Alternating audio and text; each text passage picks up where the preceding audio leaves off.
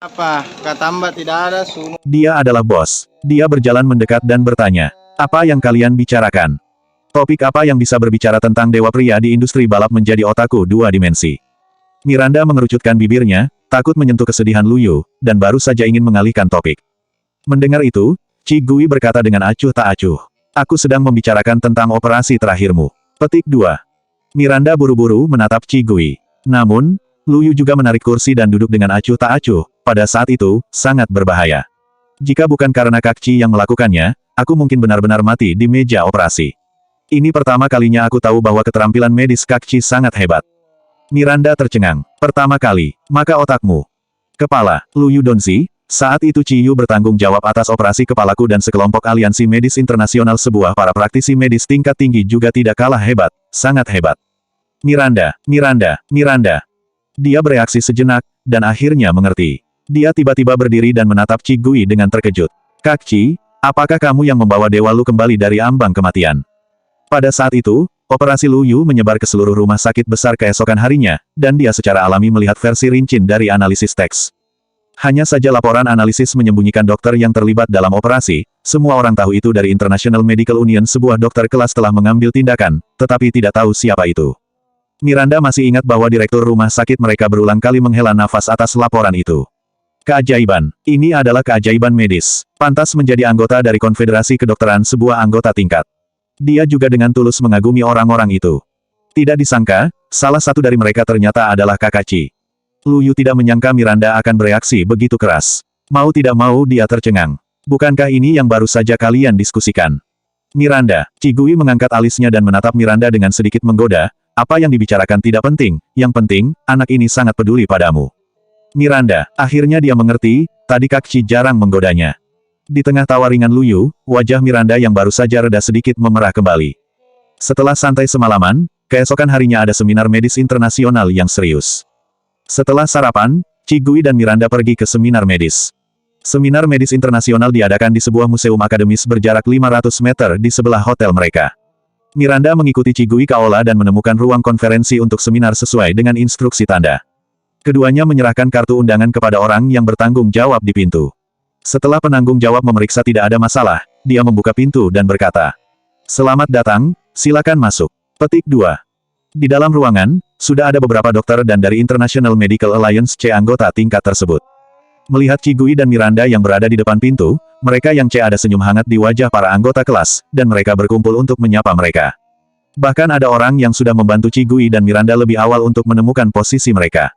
Setelah semua, pada hari penilaian promosi, kaki depan Chi Gui baru saja pergi dengan marah. Akademisi Peng dan Patriark keluarga Orlando masih mendukungnya.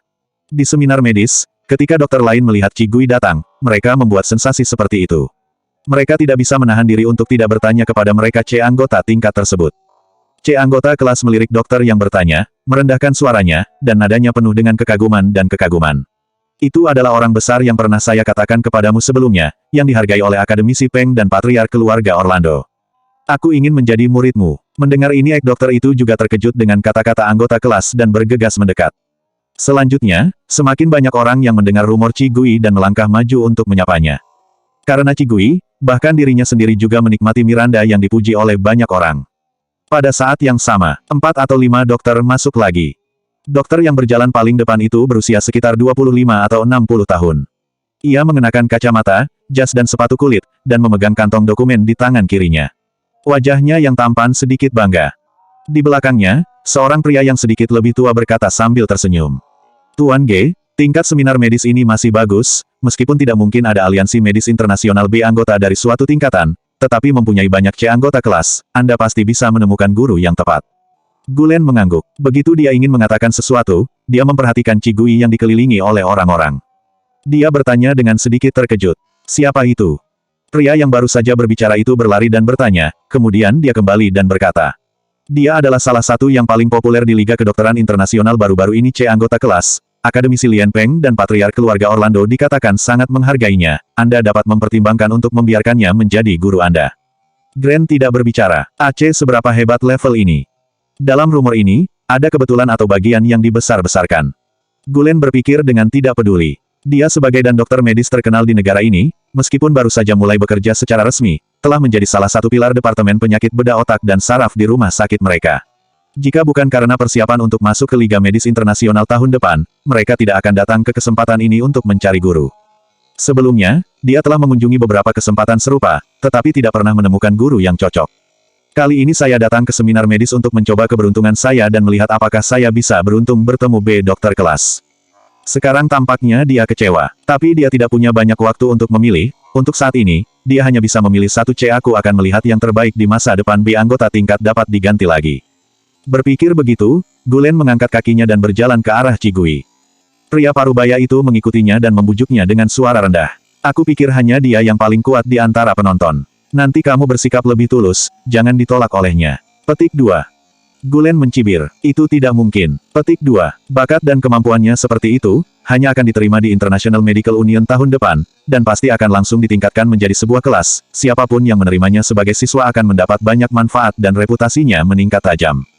Berapa banyak orang yang bisa mendapatkan nama guru anggota kelas. Sebelumnya sudah banyak B anggota tingkat ingin menerimanya sebagai siswa, tetapi dia merasa bahwa kemampuan profesional orang-orang itu tidak sesuai dengannya, jadi dia menolak.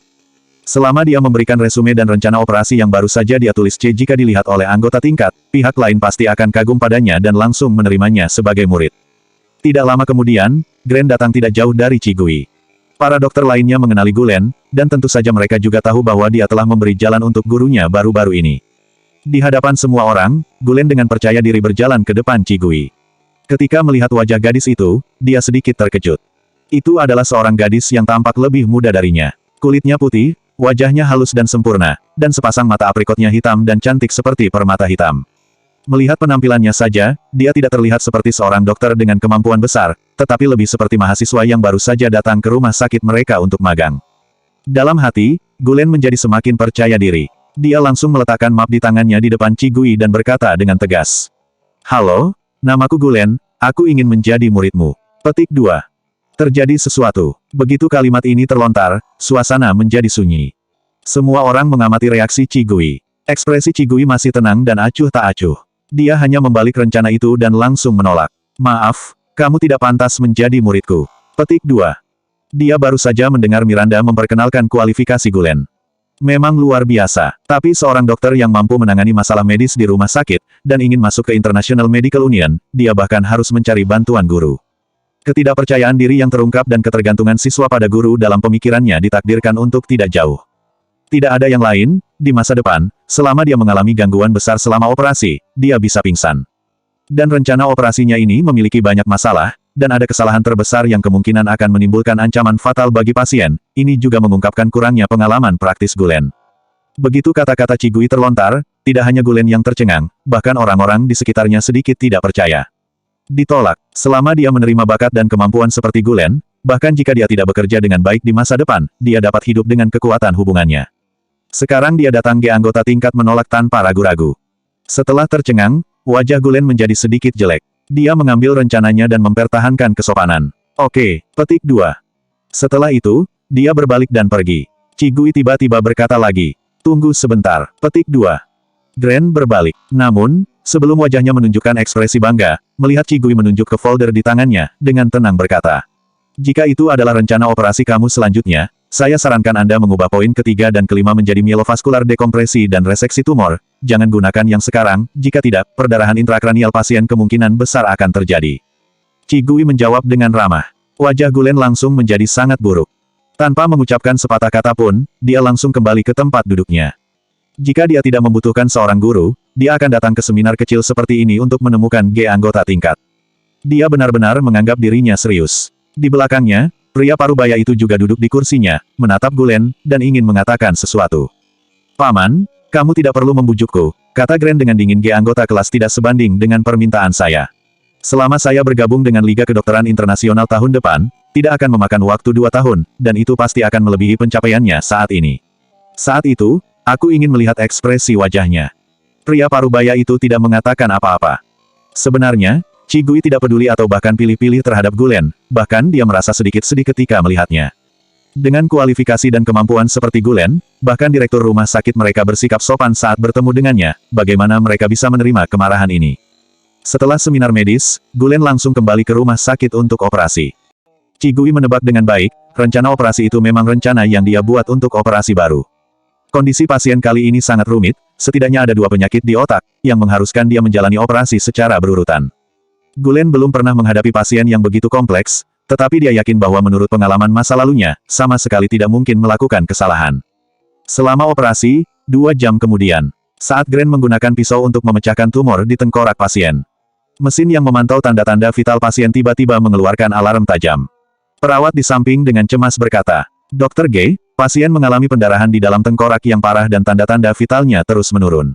Apa yang harus kita lakukan?" Ini adalah pertama kalinya berbisik pada orang. Mata Gren gelap.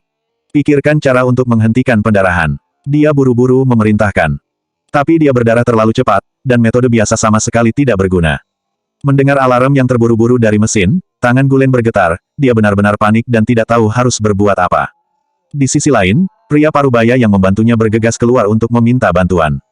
Tapi setelah dia mencari, dokter lain mendengar bahwa pasien mengalami pendarahan intrakranial, dan mereka menemukan alasan untuk menolak mengambil alih operasi ini. Bagaimanapun, pendarahan intrakranial adalah keadaan darurat dengan tingkat kematian tertinggi, dan tidak ada yang mau mengambil alih menanggung risiko ini. Bagaimana ini? Pria parubaya itu berputar dengan cemas. Tiba-tiba, Gulen teringat dengan apa yang dikatakan Gui sebelumnya. Dia buru-buru berkata C anggota yang berada di tingkat, "Tidak, Profesor Chi, kau punya nomor kontak Profesor Chi." Tidak, Gren tidak peduli dengan hal lain dan meninggalkan kalimat, "Paman, tolong pastikan nyawa pasien Anda sebanyak mungkin. Aku akan segera kembali." Setelah itu, dia dengan cepat berlari keluar, melepas baju operasinya, dan menghubungi penyelenggara seminar medis pada saat itu untuk menanyakan informasi Gui. Tetapi pada saat itu, Gui direkomendasikan langsung oleh International Medical Alliance, dan dia juga tinggal di unit kerja, itu adalah nomor Institut Peng Xiao, dan tidak ada informasi kontak pribadi. Gulen hanya bisa menelepon institut itu terlebih dahulu. Tapi siapa sangka, begitu dia mendengar bahwa dia sedang mencari Gui, suaranya menjadi sedikit dingin. "Mencari Profesor Chi, kau punya janji dengannya?" Gren tercengang. Tidak, suara orang itu benar-benar menjadi dingin. Petik 2 titik titik titik. Tidak ada janji, apa kamu masih ingin langsung menemui Profesor Chi? Siapa yang bisa bertemu jika ingin bertemu dengan penanggung jawab Institut Akademisi Peng? Akhir-akhir ini karena ada banyak ahli medis yang ingin mendekati Gui dalam hal penilaian promosi kelas. Asisten kecil itu sudah lama terganggu dan mengira bahwa Gulen juga salah satu dari orang-orang ini. Akademisi Peng dan Peng, penanggung jawab. Gelan tidak menyangka bahwa identitas Gui begitu kuat, tetapi dia tidak memikirkan hal ini sekarang, jadi dia hanya bisa menurunkan posisinya dan meminta. "Tolong bantu aku bertanya, oke. Aku punya pasien di sini dalam kondisi kritis. Aku harus memintanya." Ini adalah pertama kalinya dia merendahkan suaranya seperti ini, tapi sekarang dia tidak peduli. Mendengar pasien dalam kondisi kritis, asisten itu mau tidak mau memperhatikan. "Aku akan membantumu bertanya." Petik 2. Setelah menutup telepon, Gren menunggu dengan cemas. Dia sangat tidak sopan pada Gui di seminar. Setelah Gui dan Miranda keluar dari seminar, mereka dijemput oleh Lu Yu untuk bermain balapan di lintasan terbuka klub. Miranda sama sekali tidak pernah berhubungan dengan mobil, dan Lu Yu mengajarinya cara bermain. Keduanya berjalan dengan kecepatan kura-kura 5 meter di trek.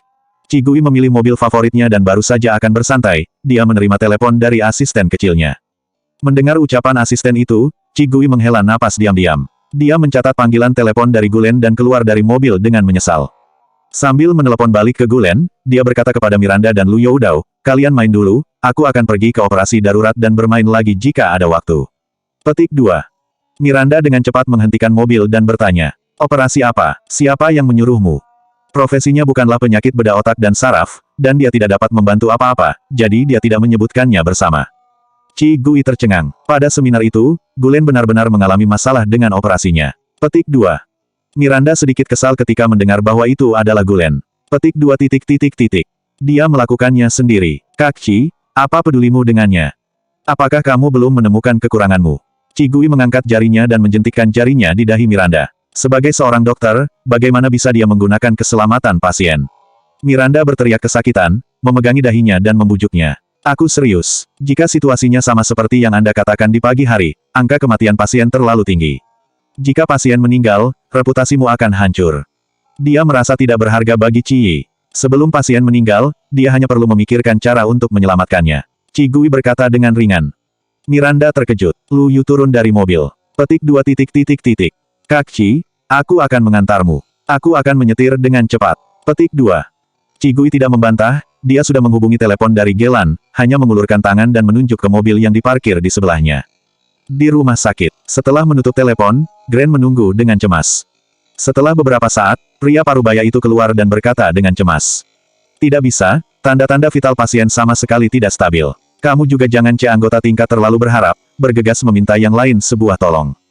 Gulen meremas ponselnya dengan erat hingga jari-jarinya memucat. Bibir tipisnya tertutup rapat tanpa mengatakan sepatah kata pun. Sekarang melamar ke International Medical Union sebuah bantuan dokter kelas sudah terlambat. Apalagi, dengan jumlah perdarahan pasien saat ini yang hampir pasti mati, apakah akan ada sebuah belum tentu para medis kelas atas bersedia menanggung risiko ini? Pria parubaya itu merasa semakin cemas saat melihatnya seperti ini. Petik 2. Jangan buang-buang waktu. Kau baru saja menyinggung seseorang, bagaimana mungkin dia bisa menolongmu dengan resiko bertanggung jawab dan merusak reputasiku? Sebelum kata-katanya terucap, ponselnya berdering. Gulen terkejut dan bergegas mengangkatnya. Kemudian, dia mendengar suara Cigui yang tenang, datar, tapi menenangkan.